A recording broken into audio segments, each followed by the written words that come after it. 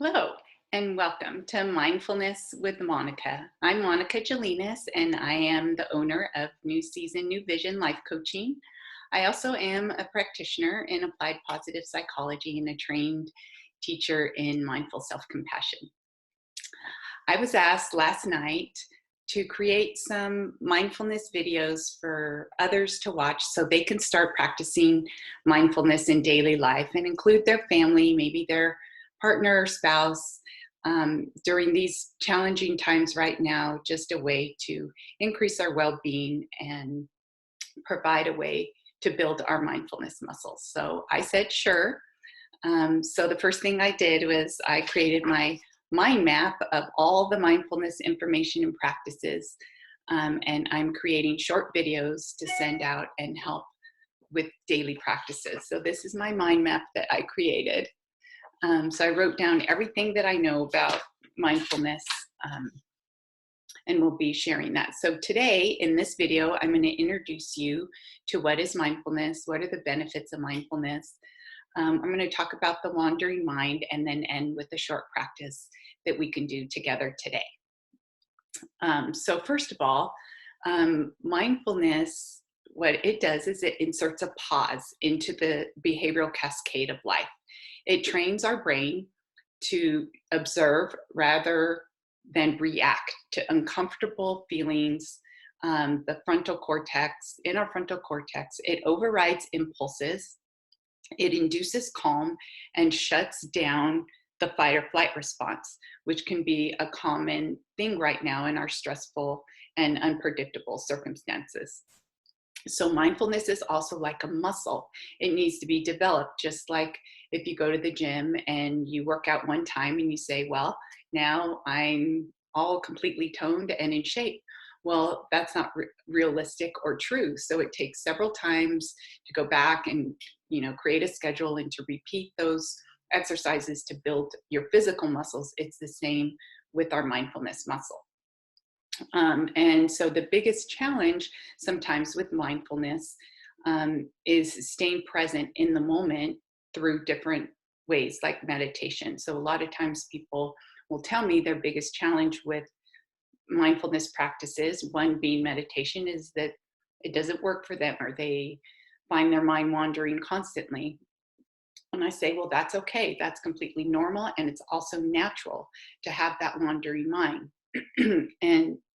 But why is it that we have this wandering mind? So according to a study in 2010 in Science Magazine, they found that actually 45.9% of the time, our mind is wandering. And why? Why? There's an interconnected network of the brain regions that go from the front to the back that is active when the mind is at rest. And it's inactive when the mind is focused on a task. So example, you may have found sometimes when I drive somewhere, I think, oh my gosh, did I actually run a red light? Did I stop at that stop sign? And how did I even get here?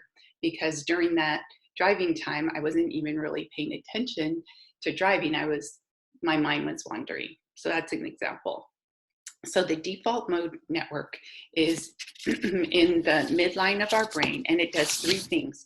It gives us our sense of self, it goes into the past or the future, and it looks for problems. So what happens is when we practice mindfulness, we actually deactivate the default mode network. And so what are the benefits of mindfulness? Well, one, like I said, is to deactivate that default mode network and bring us into the present moment.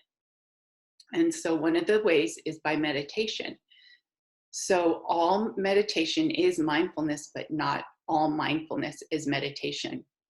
And mindfulness is defined as a quality or state of being conscious and aware of something. So whatever is happening in the present moment, you are fully present with that. So what I like to say is that wherever you are, be all there. So it's about being fully present with what's going on in this moment without judgment. And when we train our mindfulness skills, we enhance our brain's capacity to focus and regulate our emotions.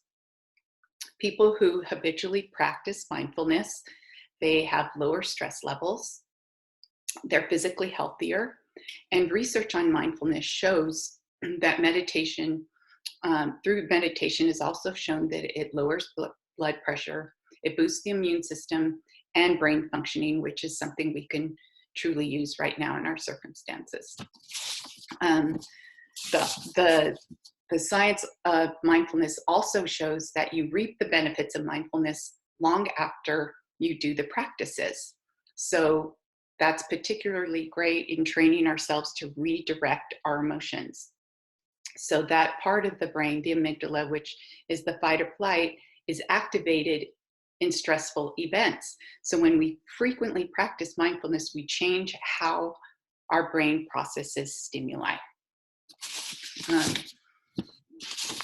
So with the mindfulness, we have a direct experience with life, or what is happening right now, and it's not on the conceptual level. For example, you can't smell or taste or eat the word apple, but when you actually bite into it and you smell it and you taste it, you're having a direct experience with eating an apple. So mindfulness helps us to pause. So we're going to pause and we're going to ask ourselves, what is it that I need right now? And right then, coming into the moment and checking in and saying, I'm going to pause and ask myself, what do I need right now? So what I want to do is lead us in one short exercise about mindful awareness using each of the senses. So this is one practice. So I'd like to invite you to please close your eyes and take a moment to listen to the sounds in your environment. Letting the sounds come to you, noting what you hear, one sound after another, with an inner nod of recognition. Just listening and hearing your sounds.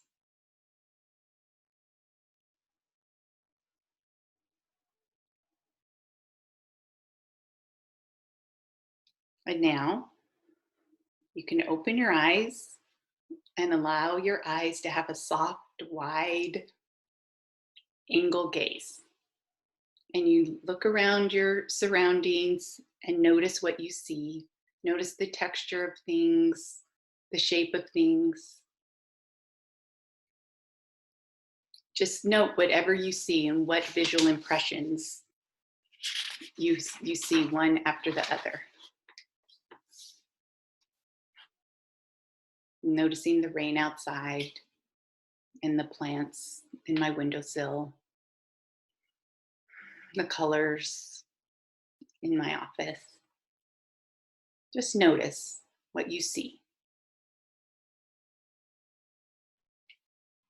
And then touch, just gently rub your hands together and feel how your skin feels, what that feels like. Or maybe touching your shoulders or giving yourself a little hug, and what that feels like as well. And then smelling, see if there's any lingering scents in the room or anything you smell in your surroundings, or just breathing in the fresh air. And just stay aware for a few seconds what you're smelling. And tasting, are there any flavors or lingering tastes in your mouth from what you ate, at lunch, or anything that you drank recently? And just being aware and thankful for that sense of taste.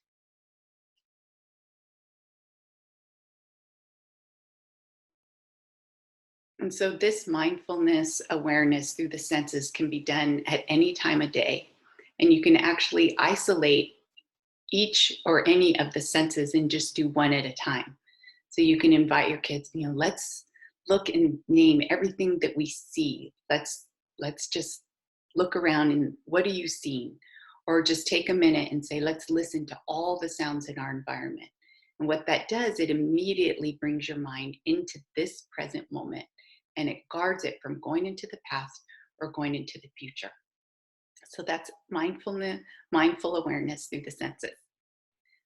And upcoming in the videos to come, I'm going to talk about mindfulness in daily life and give you ways to just integrate mindfulness into your normal daily activities. I'm going to talk about mindful eating and grounding, how we can ground ourselves, and through a practice called Soles of the Feet. And I can send a mindfulness quiz that you can do at home. You can email me at newseasonnewvision.com, monica@newseasonnewvision.com, and I can send you a mindfulness quiz and a little gift of a mindfulness bookmark at any time. And then I'll be sharing some apps that I use, especially for meditation and breathing. And then I'm going to also be sharing a self-compassion practice with mindfulness called affectionate breathing. So until then, I wish you well, and I wish that you can use these practices to help you take one day at a time and flourish.